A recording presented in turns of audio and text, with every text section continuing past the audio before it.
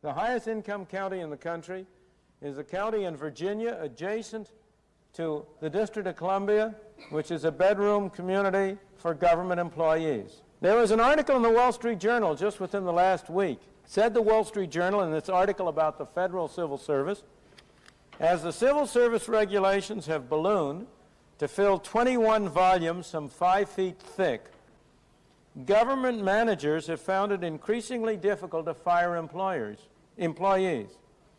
At the same time, promotions and merit increases have become almost automatic. The result is a bureaucracy nearly devoid of incentive and largely beyond anyone's control. Of the 1 million persons eligible last year for merit raises, only 600 did not receive them. Now, I have no reason to suppose that a lot of those million workers didn't deserve merit increases. But do you really think that 999,400 of them deserved merit increases? If so, you've had better experience with federal employees than I have had.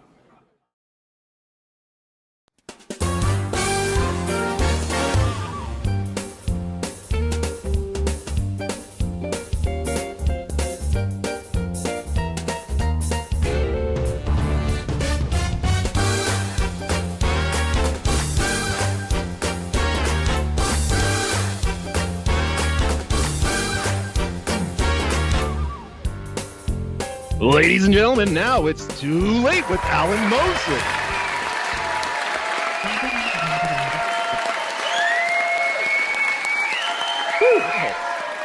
Welcome back for another episode of It's Too Late. I am your host, Alan Mosley, joined as always by the #1 producer in late night. It's Dave Willimowski. Dave! How you doing, buddy?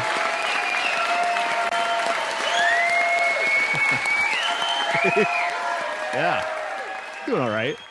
Working a few hours as usual, taking it easy too, work and play, keeping it even. Oh. How are you doing? Now, the Dave I know struggles with keeping work and play even. I think it's for you, it's work and no play makes Dave, Speaking of that, Dave, I meant to do this with you before we went on the air. How about you go ahead and tell us 5 things you did for us last week? Oh, well, I didn't know that we'd be doing this. I mean, I worked on the outro button to try to optimize it and secure it so I don't accidentally hit it wrong. Mm-hmm. I was tweaking my audio. I was hoping to make myself sound a little bit better over the stream, but I don't think that worked. But I tried. I dusted the studio a little bit. It was getting a little dusty in here, so some of this equipment I got it cleaned off, and I think I returned some library books that we had. I got those back before we had to pay for them. Yeah. Well, some of those are questionable, but unfortunately, that was only 4 things. So we're gonna have to let you go. I mean, yeah. Jeez. But listen, between you and me, don't go back home to Mary and tell her the bad news, because it'll soften the blow if you already have a new job lined up. Funny enough, I actually saw a listing on Indeed that would be perfect for you. No kidding. Check out this out. You would be a great head glazer. That's some good money for glazing head. Yeah, wow. When I saw that they were looking for a head glazer, I immediately thought Dave Willimowski. There you go. All right. That is pretty well. Is that good money? Head glazer. Okay, I see. Head glazer. That's what I said. Yeah. You're gonna be a head glazer. All right. Speaking of layoffs, it's not just you, Dave. Far left political commentator and movie theater vocalist Joy Ann Reid was fired from MSNBC this week as the network continues to purge poor performing talent. Actually, we have a clip of Reid on her cancellation. My show had value, and that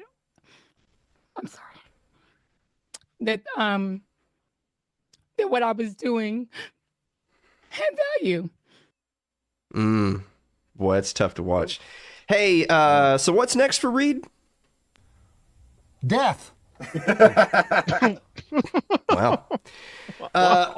You know, our little bit earlier in the monologue is, of course, referencing this whole thing where, I don't know if you saw this, Elon Musk, in his duties with Doge, had sent out an email where he said all federal employees had to email back with 5 things that they accomplished in the past week.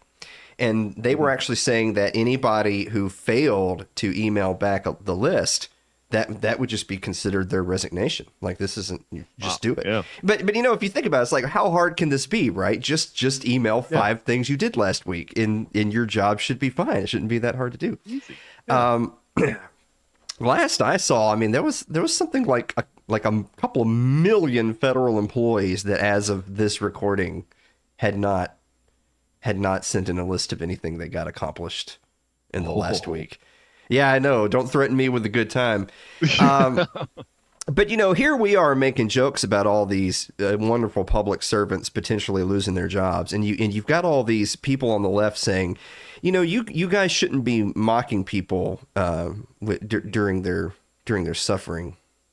It's just not the right thing to do. Oh. Yeah, feel free to hit the button anytime, Dave. Oh. Yeah. Oh, yeah. Yeah, they wouldn't never do such a thing.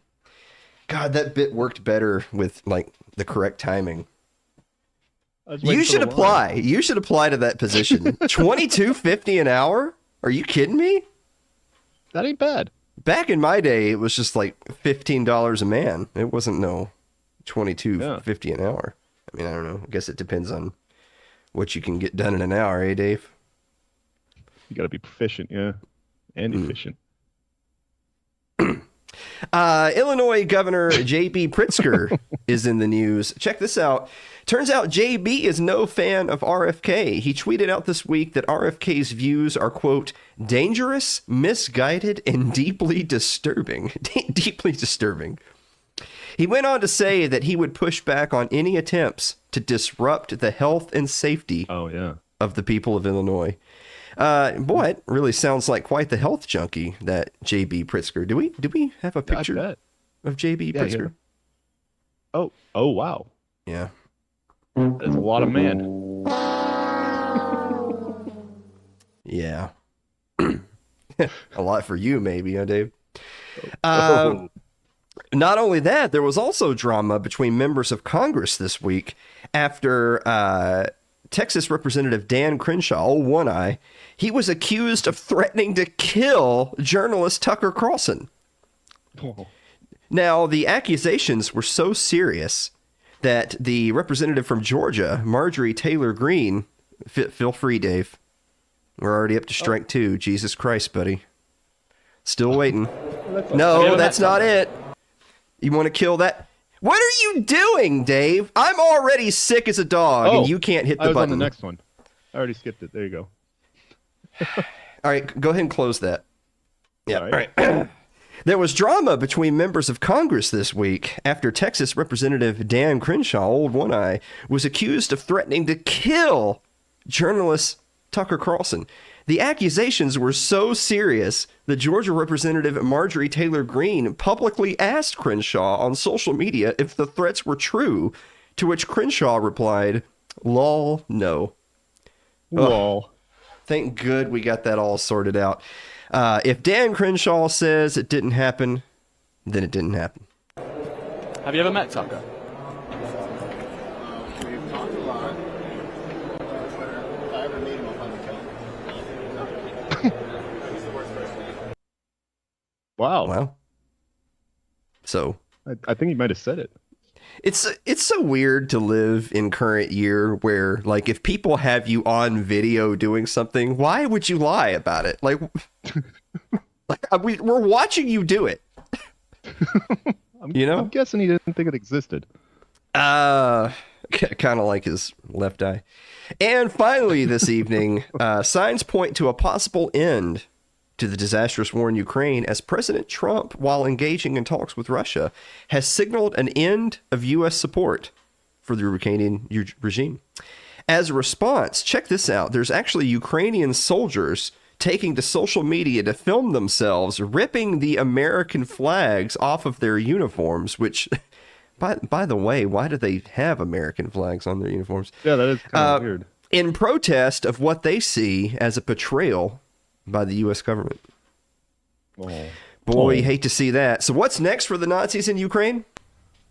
Death. I love the other guy. All right. Before we go, guys, let me tell you that you need to get your tickets for the 7th annual It's Too Late live show happening Saturday, May 17th here in beautiful Columbia, Tennessee.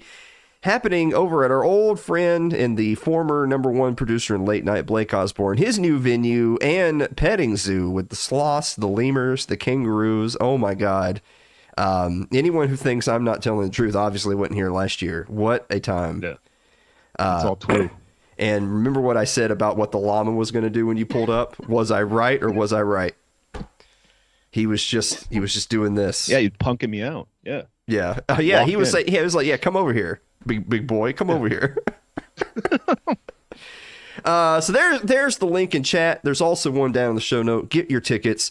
Consider just supporting the program in general, because I've got to pay for all these people's admission to the zoo and for them to eat.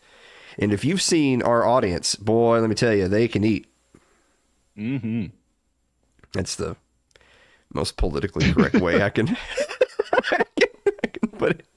What's next for our audience?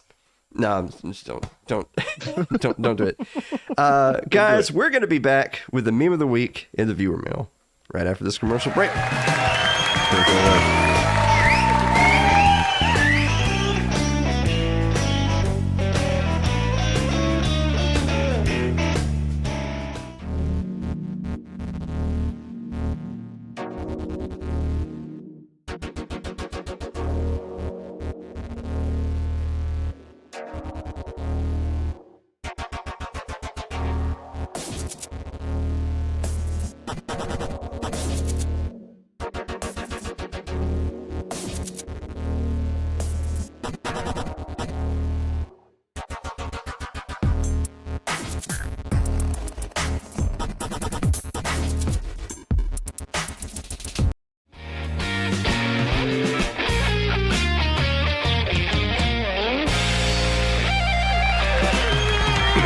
Okay, but I'm not an expert on this. What's a regular sized bottle of whiskey? What is that? I can't think of the size of it right now. It's not the half gallon, but they use those weird metric numbers. It's like a 750 milliliter or something. Yeah. And that's what'll fix me, is what you're saying? Yeah, it'll clear your head right out. Okay, well, because there's so many different kinds, I don't know what I'm looking at. Should I just get the cheapest one? Like, that's just the disinfectant? Yeah. Or yeah, it doesn't matter. Okay, It doesn't matter. All right. Ryan says 1.75 liter. I can't imagine why Ryan would just be Johnny on the spot with those answers, but... That's the big ball. Hey, Dave. Yes, Alan. What time is it? It's time for meme of the week. It's what? Is this strike 3 happening? Ooh.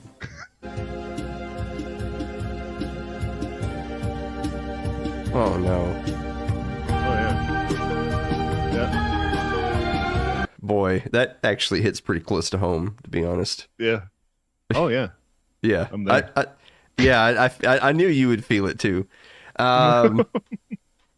Why do you make me so nervous? There you go. Thank you.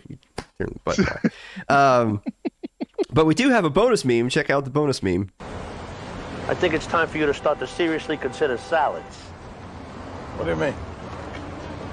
What do I mean? I mean, get off my car before you flip it over, you fat fuck. Wow. Yeah. That's just bros helping bros. Yeah, exactly. Just reaching a hand out. Somebody be honest with you. Yeah. Well, I always try to be honest with you, Dave. Oh, I know. I'm aware.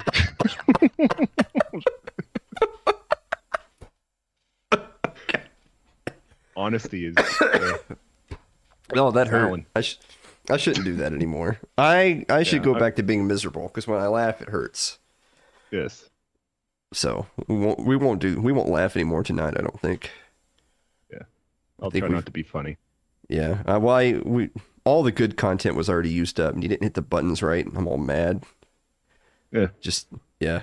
You ever get that feeling, like, you know that feeling where like you can feel your own pulse like in your head? Yeah. Like you're sitting here just chilling and you can just feel it. I've had my kid do that to me before. I thought I was going to have a stroke. I was so angry. Wow. Yeah. Wow. Okay. Yeah.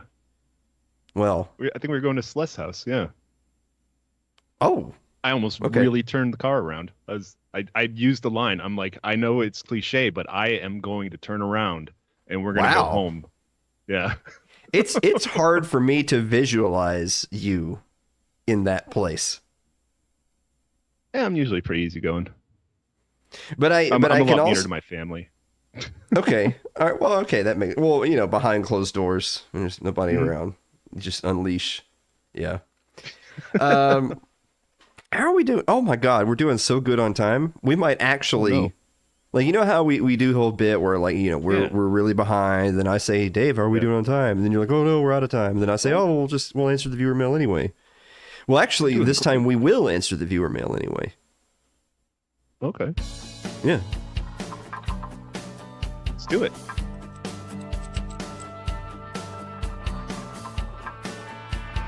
No, Aaron, we haven't talked because I'm dying. Is this supposed to be food-based? A lot more food-based viewer mail? God, I wish. I'm hungry. That's the thing, is that I I want to eat, but like whenever I sit down with something to eat, then I'm not hungry anymore. Yeah. That's where I'm at. Yeah, I'm sitting here getting shortness of breath, trying to heat up chili. Jesus. All right. Aaron Kittner writes, Dear Alan and Dave, what's the lowest temperature where shorts are still appropriate attire? Ooh. What's the coldest it can be outside and you would still wear shorts? I think we're gonna have different answers. Now appropriate and like acceptable to myself. I guess it's 60s. I mean, I don't like shorts that much to begin with. I like it cold and I like to wear long pants, but I don't like being hot. So once it gets warm, I'm throwing on shorts. So yeah, probably lower 60s is probably the baseline. Lower 60s.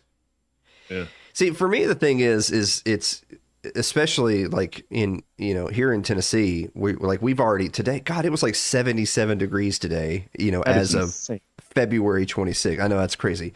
But the problem is that if you're somebody who works and you get out early in the morning to go to work, you can't plan on wearing shorts because it's going to be 77 at noon when it's still like 38 in the morning. You know what I'm saying? Yep. We got that weather. I hate that time of year, and I also hate the viewer mail button still being on, and I also hate how like if it's cold outside but it's sunny, then outside it's 40 but in your car it's 96. Yeah. And so it's like, what am I going to do? Am I going to take my jacket off in the car and then put my jacket back on when I'm getting out of the car? Is this where we're at? I hate it. So I actually wore shorts today. So, yeah. Did you? Oh yeah. 70. Yeah. That's right. I'll wear shorts when it's in the upper 60s. But the thing is that if it's much colder than that as a high, that means the low is going to still be too low. So I'm not going to want to be out there in shorts at like 8 a.m. if it's, 40 degrees. Yeah. That's the problem. Yeah. And you're outside a lot, so you got to deal with that. Yeah. Well, normally I am. The last few days, it's been kind of. I've been doing more of the. I remember the old game Paperboy. Remember that game? Oh yeah. There was like an arcade version. There was the NES version where you're going down. Try not to whip it through someone's window. Yeah. Yeah. I've been doing more of that the last couple of days. Just kind of chucking it towards their house. Yeah. Just taking people's, new Instapot and just throwing that out the fucking window and go to the next house. It's like, it's in their yard. They're going to get it. Yeah. They want it, right? They're going to get it. Shut up. You're going to get it. No, they're not going to just leave it out there and call. They're going to get it. Right. Justin Campbell writes, Dear Alan and Dave, are you more excited for March Madness or college baseball around the corner? Oh, God, it is almost March. My goodness. Oh. What is happening to my life? Is it going by Things are fast? going to get a lot more real when that ticks down into the 100s. Like, it's going to start to be... They say more. life is like a roll of toilet paper. The closer you get to the end, the faster it goes. Mm-hmm. You're getting there. When I was younger, we lived in such a time of wealth that we could just throw eggs and toilet paper at people's houses we didn't like.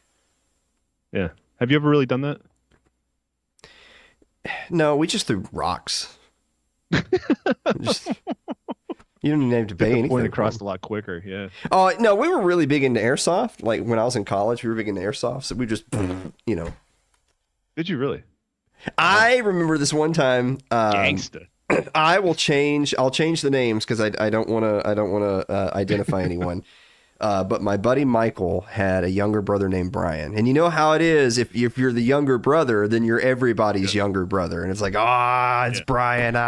You rub his head or whatever.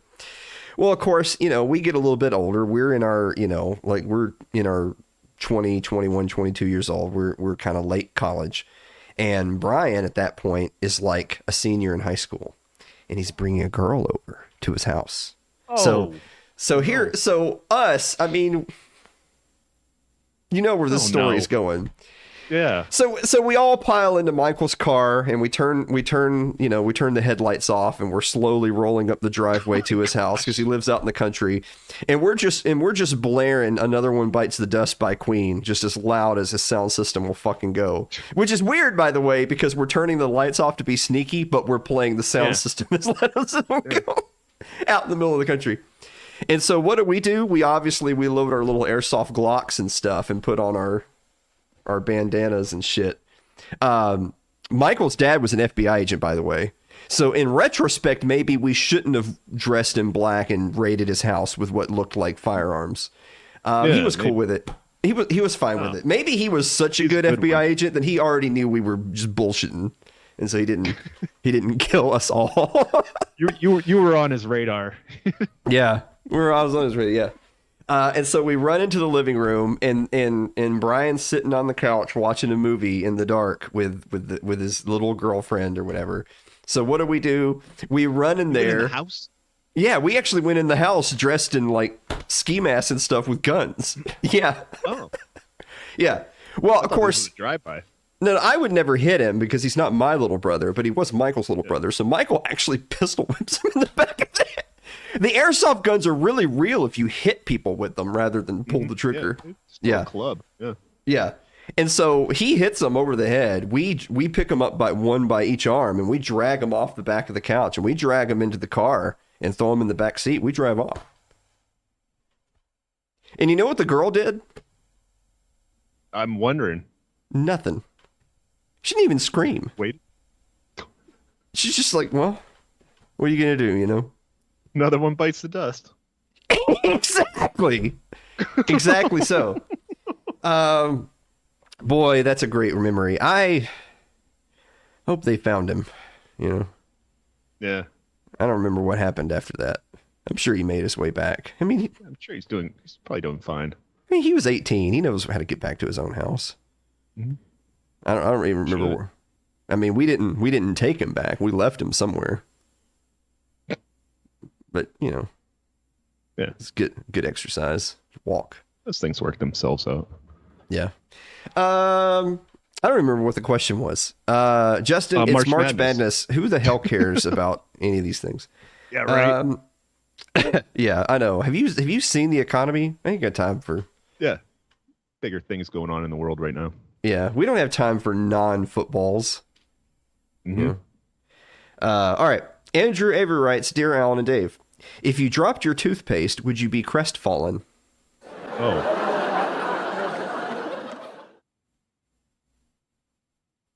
Josh Wright writes, Dear Alan and Dave, how do you prefer your collard greens fixed? Oh. I'll tell you what I'm fixing to do with these collard greens is I'm fixing to put them in the trash.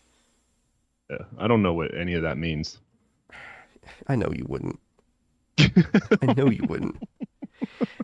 Josh, I know that we're in the South, but I don't eat things that are made for rabbits. I just let the rabbit eat it and then eat the rabbit. Mm-hmm. I feel like whatever nutrients were in the collard greens are now going into me when I eat the rabbit. I feel like that's like isn't that science, man. Yeah, it's like a whole circle of life, and yeah. Mm-hmm. How that works. I would say that I'm kind of an expert on this, but my current health crisis would probably seem to suggest that maybe I don't have all the answers. Maybe you don't have the best diet. Yeah. I saw people sharing that meme of RFK saying, "Tell me 5 things you ate last week." Yeah. Yeah. Boy, chili's 4 of them. So. Same. Yeah, that's fine. I think he'd be fine with that. Yeah. It's protein. Yeah. Yeah. Gary Dykstra writes, "Dear on to Dave, if you could serve as a Doge investigator in any current federal agency, which one would you pick to decimate and why?" Oof. I feel like this is just a rehashed version of the if you could close one department, which one would it be and why? Which it's this Department of Education. Oh, that's what I was gonna say. Really? Yeah. Yeah, Well, I mean, because we homeschool our kids and stuff, and the question alone makes me is just exhausted. It just sounds like a lot of work, and I wouldn't want to do any of it. But I'm happy that other people are doing it. But yeah, I feel like I could go after the Department of Education and really try to figure out how they're screwing this up so bad. And see, this gets back to the whole thing of not mocking the people losing their jobs again, right? It's like, look, we're letting them walk out of here alive. What else do you want? Mm-hmm. Yeah, if it were up to me, there's no, there's going to be a severance package. All right. We're going to sever your package. That's what we're going to do. You're going to bleed out. All right. And, wow. I'm sorry. I got a little. It's all right. Graphically violent. I don't know. I watched Event Horizon this weekend. It's got me all messed up. It's a fun movie. And finally this evening, Mary Lynn Wilimowski writes, "Dear Alan and Dave." Ooh. Uh-oh. The question she should have asked is why is there 500 people watching this crap right now? Are you kidding? But she didn't know. What shape toilet do you prefer, round or elongated? Oh, the hard-hitting questions. Is that a thing? Is there something going on with toilet circumference? Not that I know of. This might be something creeping in that I don't know about yet. Actually, I think I hear her coming in, so I might hear about it. But for me, obviously, it's going to be the elongated one. You don't want your, tapping the inside of the bowl when you sit down. That's an uneasy feeling. So yeah, I'm going to go elongated. See, I always thought that like the elongated ones were men's toilets and the round ones were women's toilets. That makes sense. Yeah. That's just what I thought they were. And then I had somebody else tell me that the elongated ones were like for fat people that couldn't get their ginormous asses over the toilet, and the little round ones were for like, normies. Oh. Like I thought they were like opposite bike seats. You remember the banana seats? They don't do that anymore. Those were the girl seats, so they could ride side saddled. What? Where are you right now? Like, I don't know, man. Like here, where are I see you looking at me, but you're not looking at me. You're just like, I'm already into the interview. Okay, all right, yeah, let's do that. Let's just go to the interview. I think let's put an end to this. Yeah. If we don't sell some more tickets pretty soon, we're definitely going to be putting it into a lot of things. Guys, we're going to be back with Dave DeCamp of AndyWar.com right after this commercial break. Don't go away.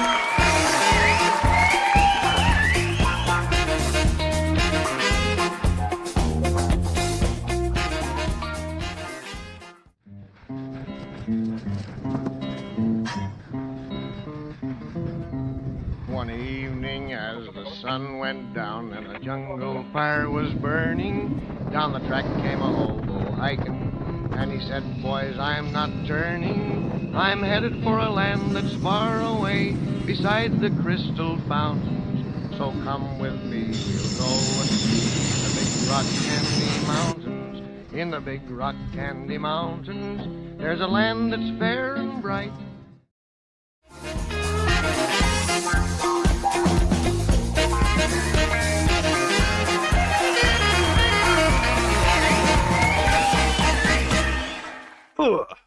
Welcome back to the show, everybody. Our guest this evening is, of course, the news editor at antiwar.com, as well as the host of Anti-War News with Dave DeCamp, which you can get over on YouTube at Anti-War News. Dave DeCamp, welcome back to the show. Hey, Alan. Thanks for having me. Good to be here. Well, Dave, as we were just discussing before we got started here today, we had our friend Kyle Anzalone on the show a couple of weeks ago, and the conversation was mostly about the war in Gaza, and there's not a whole lot of optimistic things to be said about the situation there. But I figured since we did that then, we would switch gears with you, and we would talk mostly about the war in Ukraine. But we'll actually just start right there. You had just told me that there perhaps is some reason for optimism there. So let's kick it off with some good feelings before we get into the nit and gritty. What is your cause for optimism that the war may be coming to an end? Well, it does seem like Trump and his administration, even Marco Rubio and Mike Waltz, his national security advisor, who when they were in Congress were very supportive of this proxy war, they all seem like they are determined to bring it to an end. And we've seen a real effort from these guys to build better relations, normalize relations with Russia. There was big talks in Saudi Arabia last week, and something really kind of amazing happened on Monday. The UN General Assembly voted on a resolution drafted by Ukraine, condemning Russia and calling for Russia to withdraw from Ukraine, and the U.S. voted against it. They voted with Russia. They introduced their own version that basically just called for peace, and then some amendments were added to it that included some anti-Russia stuff, so the U.S. didn't even vote for that, for its own amendment. And I mean, you just look at the difference here between, the Biden team. They're constantly, screaming about this unprovoked invasion of Ukraine, and then now the U.S. Trying to avoid any of that language. And even in her remarks, the U.S. ambassador at the UN referred to the invasion, the February 2022 invasion, as an escalation of the war in Ukraine, referring to the fact that war did break out in Ukraine following the 2014 coup that was backed by the U.S. Obviously, she didn't say all that, but, it's just a completely different way that they're framing this. And you have Trump saying, oh, we can make some economic deals with Russia. Because, one thing we really need for this war to actually end and for it not to just be a frozen conflict, the U.S. and Russia really need to kind of rebuild trust, because all that trust is gone. And of course, Russia knows that the way politics work in the U.S., there could be a Democrat back in office in 4 years. So there's always the risk of things changing. But, if we see a deal that involves the U.S. lifting sanctions and sending, diplomats back to Russia, I think we have a good chance of a lasting peace. The question is, we don't really know what kind of deal is going to be reached here to actually end the fighting, because the fighting, with all this diplomacy is going on, is great. The fighting still continues. Zelensky's still kind of saying all these conditions that just aren't realistic. Keeps talking about NATO membership, which the U.S. has already ruled out. So we don't really know what the actual deal is going to be, and there's a chance that the Europeans might just say, "Oh, we'll raise enough money to keep this proxy war going."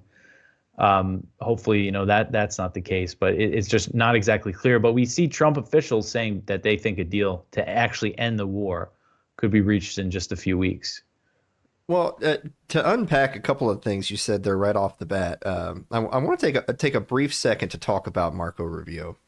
I am certainly never been a big fan of little Marco. I think a lot of people have commented that just on an individual level, probably not the most impressive intellectual that that Congress has ever seen. And I think that as it was clear that Trump 2.0 is coming into the White House, there's all this fervor and excitement for, well, what are the appointments going to look like? Is he going to be making good on a lot of these political promises he made? But of course, making good on political promises, that goes both ways. It's both appointments that people were happy to see, but also appointments that you feel like he's sort of paying the piper, politically speaking. And I think one of those was Marco Rubio as Secretary of State. And yet I don't think that we've seen quite the, and please forgive me if this comes off as me softening my stance on Marco Rubio. I'm not quite there yet. But it hasn't quite been the neocon wet dream that I believe some people were afraid of when they first heard the name Rubio coming back into the administration. Am I wrong in saying that it hasn't quite turned out to be as bad as we had feared? Yeah, no, I think you're right, because it does seem like he's following Trump's lead, at least on specifically on the Russia-Ukraine situation. Because again, in the beginning of this war, I mean, he was one of its biggest supporters. He kind of started changing his rhetoric in 2024. I think he saw which way the winds were blowing in the GOP with Trump coming back, and more Republicans being skeptical of this, funding this war. But yeah, I mean, one of the first things he said when he became Secretary of State was that it's the policy of this administration to end the war in Ukraine.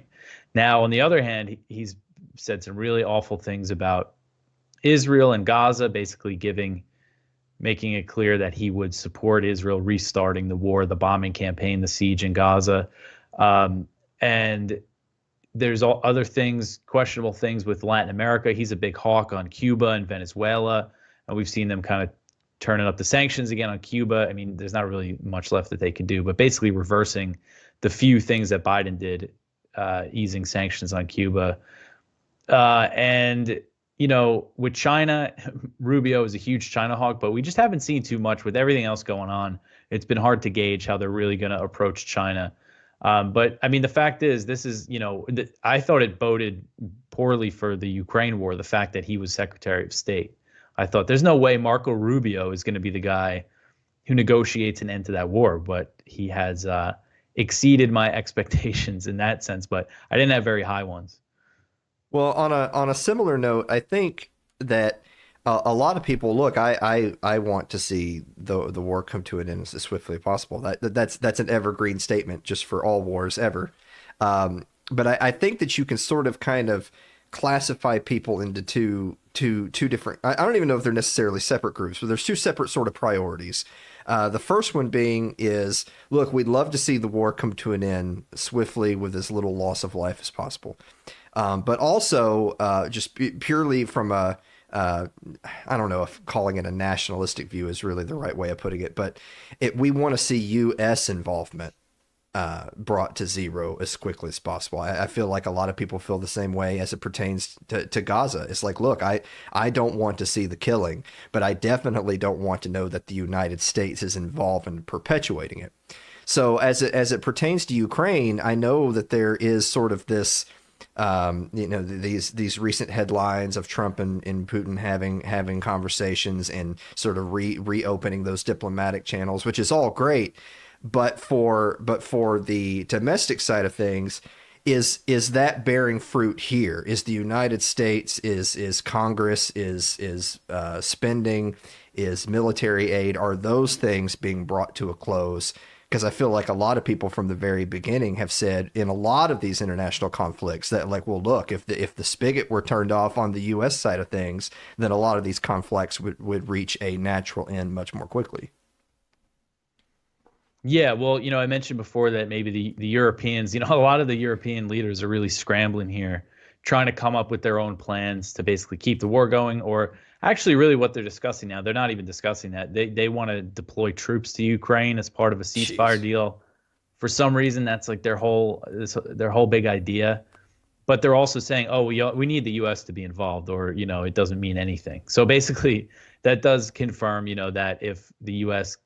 completely cuts Ukraine off and isn't involved, that Europe's not going to be able to, or not going to want to, continue funding this thing. And, when it comes to this stuff on the home front, there's been a lot of kind of conflicting reports and messages about cutting military spending. I mean, we've seen some great stuff with the cuts to USAID. I mean, we don't know exactly how this is going to end. Everything's essentially been suspended. But when it comes to the military, I mean, there was this big report in the Washington Post that said Pete Hegseth ordered a 5% cut to the Pentagon's budget every year for the next 5 years, which is like several $100 billion.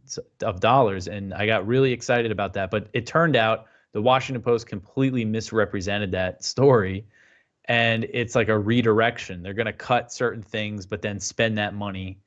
They're not going to cut the budget, essentially. It's just they're going to spend things, prioritize different things. So that's not a good sign. But then also you have Trump talking about making a deal with Russia and China about cutting military spending in half. And Putin actually said just yesterday that he liked that idea, that the U.S. could, and Russia could cut their military spending by 50% together. And if China wants to do it, they can get involved. So, I mean, these are kind of radical ideas that, sounds great to me. Question is, will they actually be implemented? And, the thing with Ukraine, a big part of this is the news today is that Ukraine and Russia have agreed to this, not Ukraine and Russia, Ukraine and the U.S. have agreed to this rare earth mineral deal that gives the U.S. access to Ukraine's rare earth and oil and gas and all their other resources. And, the idea here that we're seeing from Trump is like, oh, this is going to pay back what we spent on the war. At the same time, this basically means that the U.S. will be involved in Ukraine in some way, in the future. If it's just economic and the U.S. makes similar economic deals with Russia, then, maybe it's not so bad. But it is kind of concerning in the sense that now the U.S. is going to have a real stake in this. Sure. In Ukraine, kind of more so than before. Well, I think one thing, this is going to come off as a really, really broad question that we don't have the hours it would take to maybe get into this fully. But I think one thing that has always confused me, and I think confused a lot of people, is, look, I'm not a China hawk. I think that all of my enemies are in Washington, D.C., not Beijing. That's my official position. However, let's just say hypothetically you were. Let's say you're Marco Rubio and you're following the Trump administration's lead, but there's plenty of rope in there for you to hang yourself on China. That, look, China, our geopolitical opponents for a century to come are the Chinese. If you truly believed that, then wouldn't one of your most strategic allies you could possibly have would be Russia? Why are there so many people that are still so bellicose on Russia who are also bellicose on China? Like, if you thought, look, this is a different people run by a communist dictatorship and they threaten our global hegemony for years to come, wouldn't the Russians be people you'd want to have channels open with and not be antagonistic towards? Yeah. And instead the U.S. pushed them together by, targeting both of them. And that was kind of the Biden, I guess, Blinken doctrine. I mean, we also saw Trump starting to do this in his last administration. He started the trade war with China, and, they were also issuing all these sanctions over other things, and they were ramping up the sanctions on Russia. And naturally, that made Russia and China much more close. Their trade relationship has really increased by like hundreds of billions of dollars each year. And it's like an obvious, it's an obvious reaction. Like, of course they were going to do that. But historically, China and Russia are not always allies. The whole purpose of Nixon going to China was to take advantage of the Sino-Soviet split during the Cold War. So, yeah, and it was interesting. I remember in the beginning of the Biden administration, there was this reporting about how there was a split in the administration because they were all China hawks, basically. Even though a lot of them, made money in China over the years, they came in very strongly against China, all the top level officials. And apparently there was a split, and there were some people in that administration saying, why don't we kind of ease things with Russia, work on better relations with Russia, and focus on China to kind of peel them apart. And this is something I certainly think, like you said, if you're a China hawk and you have like a half a brain, you would not want to also antagonize Russia because there's just no reason. Russia's just not any kind of threat to the U.S. hegemony realistically, besides this little portion of Eastern Europe. But and this is what we see from, there's this guy Elbridge Colby who's been nominated to a high level position in the Pentagon. Apparently the neocons don't want him in because he doesn't want war with Iran. But he's a huge China hawk. He wants the U.S. to commit to going to war over Taiwan. And this is his whole thing, to scale down support for Ukraine, to focus more on China. And I think this is a big part of the thinking of the current team, the Trump administration, because we've seen kind of Colby's thinking. I think he's very influential among Republicans, and this has been kind of the talking point among most of the Republicans in Congress that have been opposed to the Ukraine proxy war all along, is that, Instead, we should be focused on China instead. And it's foolish to push Russia and China closer together. I think at this point, after all these years, that the U.S. is not going to be able to peel Russia away from China, really. But they could certainly reduce that relationship. But yeah, and I think that's a big part of the thinking here, is that they want to focus more on China. So that Hegseth order that I mentioned, so they're looking to cut certain spending so they could spend in other places. And they included a list of exemptions of things that they don't want to cut. And one of those exemptions was military construction in what they call the Indo-Pacific, which is, what people have known as the Asia-Pacific. And that's military construction, a military buildup that the U.S. is currently carrying out, near China. So that's something they don't want to cut. And I think I'm sure that's Rubio's thinking here too, is, China's, because he's, really one of the biggest China hawks there was in Congress.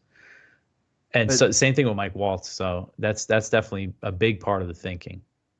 That reminds me a little bit. We talked last week some about those potential Doge checks, the Doge dividends, where X amount of money is saved by Doge, and then they would be sending out more stimmy checks like they did during COVID.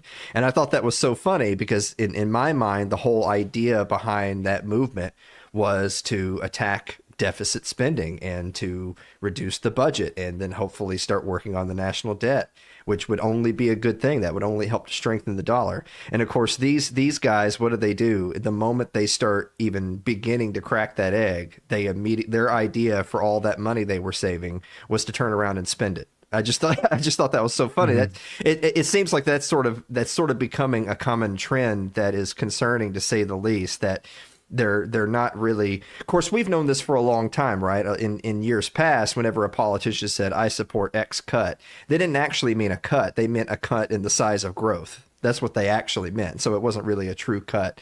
And it seems like that's happening a lot here, is that, well, sure, we'll cut, defense spending 5%, but that actually just means we'll spend it on, we'll take 5% from Guthrum and we'll spend 5% more on Raytheon. That's not exactly a cut.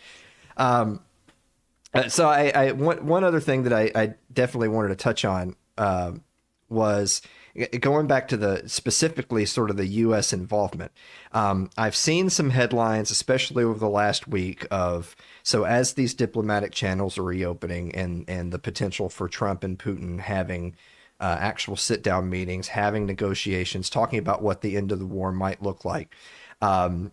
Sort of the key X factor in the middle that is conspicuously missing from these conversations is, of course, Zelensky, the president of Ukraine. Mm-hmm. And a lot of people have sort of cynical takes on that. One side being, the hardline Ukraine people saying that, well, look, it doesn't really matter what Trump or Putin say. What matters is look, Ukraine is in the right, and we're just going to fund them endlessly until they win this war, because they believe that's something that could ever happen in this reality that we exist in. But that ultimately it's Zelensky's call to make, because he's the leader of that country. And of course, then you have the other camp of cynics that would say Zelensky's never really been in control of this situation, that the war would have never gotten to this point if it wasn't for a massive amount of international aid, particularly from the United States. So what's your take on that? Do you feel like ultimately I guess what I would say, which extreme do you think is the more likely, that the terms of surrender, so to speak, are hammered out and then they just tell Zelensky, please sign an initial here, or is it going to be the other thing, which is Zelensky ultimately has to be absolutely at the table for crossing every T and dotting every I, or nothing happens? Well, I think what is probably happening, is that the U.S. and Russia, again, are kind of working on reestablishing relations and getting kind of the communication channels going. And I'm sure they're talking about what a settlement could look like. And then I think there's going to be kind of separate negotiations between the U.S. and Ukraine. And, in those negotiations, I don't think Zelensky's really going to have much leverage, because his whole war effort is reliant on this, military aid from the U.S. and everything. So I think, there is a little bit of both there, that he's going to have some sort of say. Ultimately, he's going to have to sign a deal. But at the same time, I mean, just the fact that how the U.S. has just completely gone over his head, And it is going to take an agreement between the U.S. and Russia to actually end the war, because Russia's whole, main demands before they invaded, and then in the negotiations, the short-lived negotiations back in the first months of the invasion, were Ukrainian neutrality. They don't want the U.S. and NATO involved in Ukraine. And the Trump seems ready to give him that, to give him a guarantee about no NATO. But so it's kind of interesting that Steve Witkoff, who's Trump's actually his Middle East envoy, but he's now working on this Russia-Ukraine thing. He said the other day that they're discussing things in the framework of the Istanbul Protocol, which refers to the talks in Istanbul that happened in March 2022 when there was a peace deal on the table. The big difference now is that under that deal, Russia would have withdrawn from the territory that it captured after the invasion. So the big difference now is that Russia's not giving up that territory. I think that's very clear. But also, essentially what that deal was Ukrainian neutrality, but they would get some sort of security guarantees from the U.S., from Russia as well, and from European NATO countries. And those details were never really worked out. So I think that's a big part of it, is like what kind of security guarantees. It's just not really clear what that could be, because anything that would give Ukraine the guarantee that if Russia attacks again, then the U.S. or NATO would intervene. I mean, Russia just wouldn't go for that. So I think those details are going to kind of be the difficult ones to hammer out. And maybe that's where Ukraine might have some say. But ultimately, at the end of the day, Zelensky's not going to have a choice if the U.S. is saying, sign a deal. Let me just sort of see kind of another unfair question. Which of these two things do you think is more likely to happen in the medium to long term? Ukraine becomes a member of NATO, or the United States leaves NATO? Which of those two do you say is more likely? I would say the United States leaving NATO is probably more likely. I don't see any future scenario where Ukraine joins NATO. Now, I wish people were right when they say, "Oh, Trump wants to quit NATO." That's like the what the Democrats say. I wish that was true. His whole thing is that he wants the Europeans to pay more, and it does look like he wants to reduce the U.S. military presence in Europe, which is good. Obviously, the best thing would be to quit NATO. At the same time, we're seeing, again, there's kind of been this scramble in Europe. J.D. Vance really upset them when he gave his speech over there. And we saw this guy, I'm blanking on his name. I think Friedrich Merz, who looks like he's going to be the next chancellor of Germany, in kind of the center-right party that won the election. And right after he won, he basically said, that he's going to work on European independence from the U.S. and that they don't even know what NATO is going to look like. They might have to form their own European alternative. So the fact that the leader, the next leader of Germany is saying that is a sign that maybe there is a chance of the U.S. exiting NATO, or at least really kind of reducing its role in NATO. But I think that's more likely than Ukraine joining. That's great. I know that there's so many different topics that what your political opponents accuse of you wish that were the case. You wish that Trump had quite the radical plans in foreign policy that they accuse him of. He doesn't actually have, but at least there's been things that have gone in the right direction. And yeah, Friedrich Merz, that was right. I was just looking that up. So on that note, since we have a little bit of time left here, talking about the war more generally, we've talked about the U.S. involvement, we talked about U.S. and Russia in those conversations. So let's just say, because we are recording this 24 hours in advance, so for all we know, maybe they announce a peace deal between now and then, and I run this show anyway, and we can just have a good laugh about it.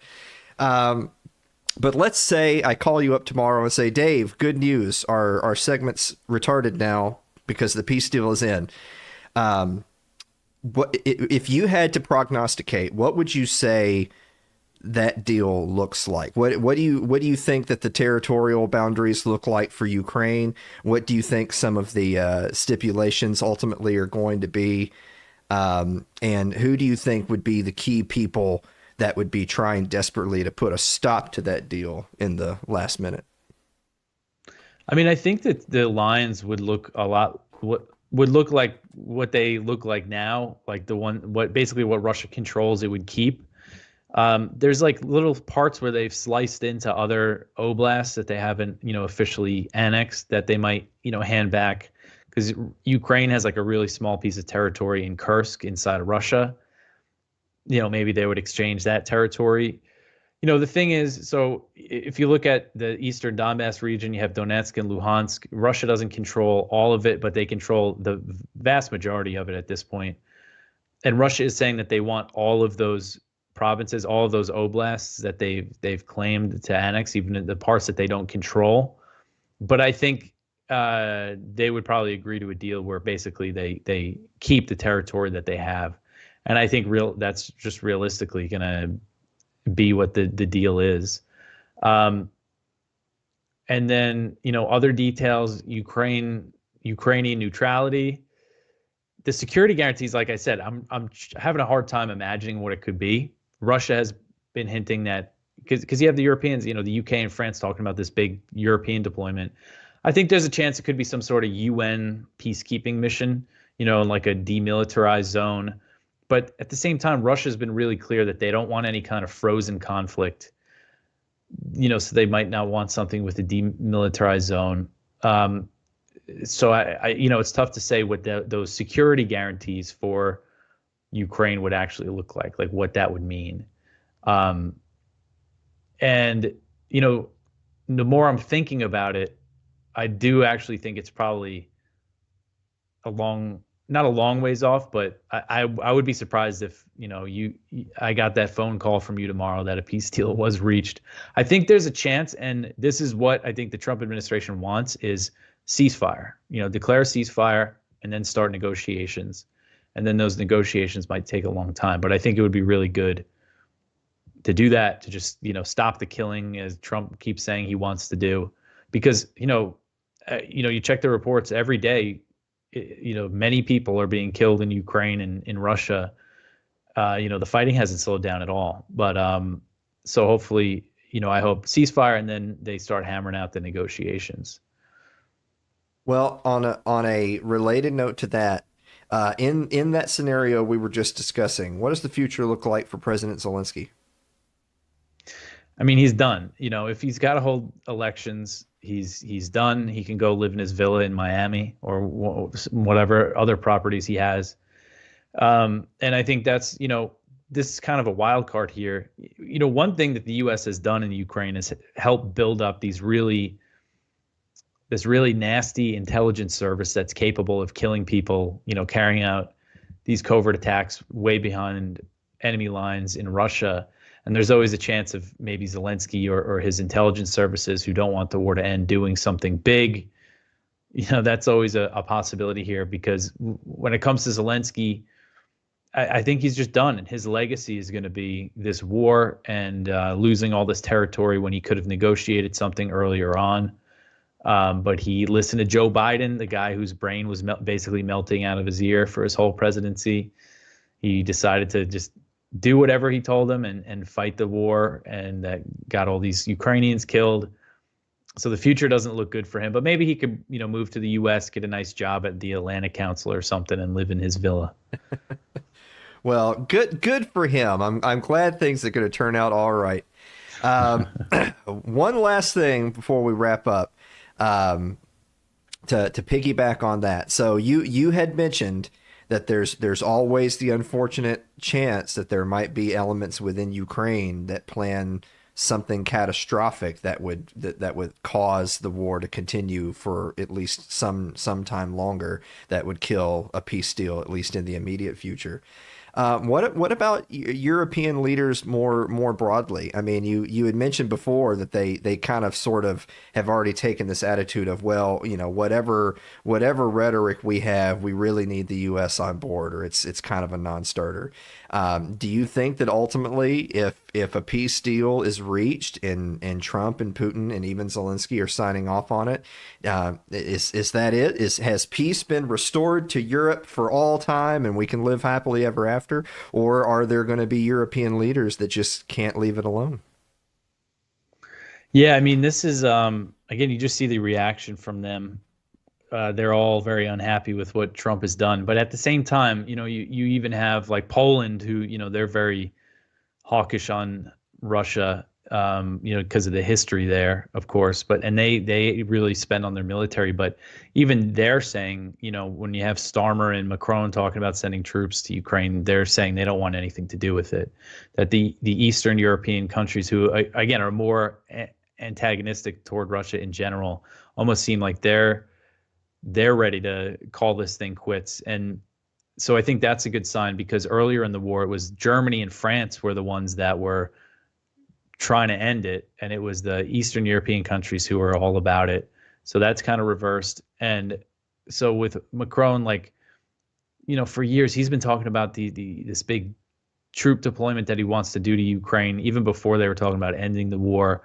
But I just think it's just like a pipe dream that he has. And the British, the British are very involved in this war with their intelligence agencies, on the ground, involved in some of the planning for covert attacks. And everybody knows kind of the infamous story at this point that it was Boris Johnson who went to give Zelensky the message back in April 2022, don't negotiate with Putin, let's keep fighting.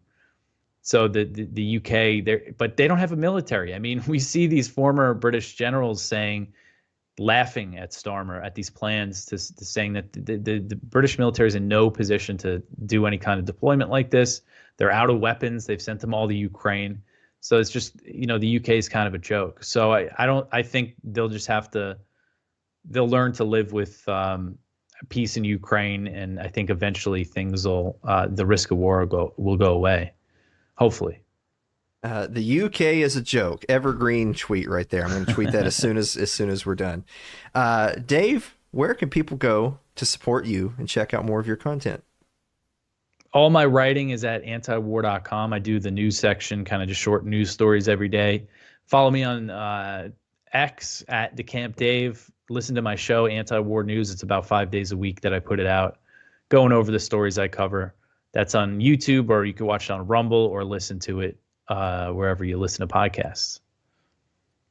All right. Well, you've done it again, Dave. I brought you on because I was hoping that we would have at least a little bit of optimism in here, because Kyle Anselo failed spectacularly to make me feel good about the state of the world. But I do feel good.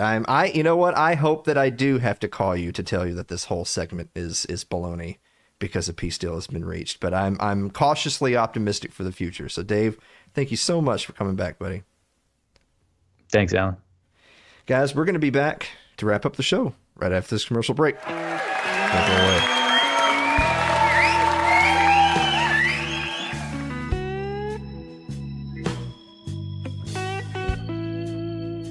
If you're enjoying tonight's show, consider supporting the program by becoming a member of our Patreon.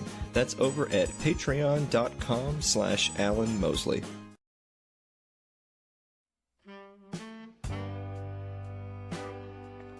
Like our Facebook page. It's facebook.com/Alan Mosley TV. You can follow me on Twitter, twitter.com/Alan Mosley TV. Subscribe to our YouTube page. It's youtube.com/Alan Mosley TV. But if you're more of a listener than a watcher, you can get us on your favorite podcasting platform of choice thanks to Spotify. It's Too Late with Alan Mosley, or Alan Mosley TV. And also, don't forget to get your tickets to the 7th annual It's Too Late live show, coming to you Saturday, May 17th, here in beautiful Columbia, Tennessee. Wow. Incredible job. I'm fading fast. I know you are. We're coming to the end of all things. All things. Yeah. Oh, and when I go, taking all you with me. Oh. Yeah, we'll go together. Oh. Yeah. You say that now. Yeah, you're gonna be drinking the Kool-Aid, and yeah. Looking up recipe.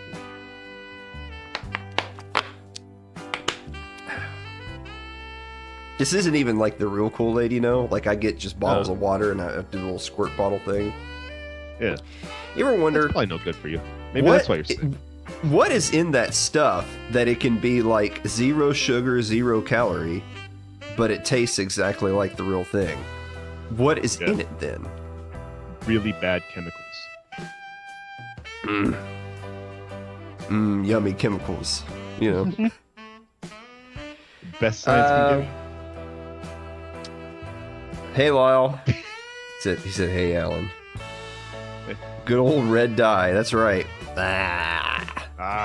Operation Rizzler.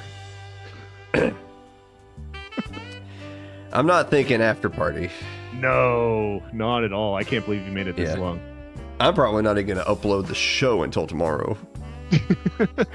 So. I'm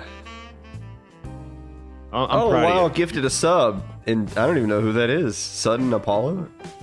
Neat. Oh. Somebody's been lurking. Well, you've been the show dying all here. week, and you still made it here on Wednesday night. That's pretty cool. Yeah, we had over 700 viewers at peak. That's crazy.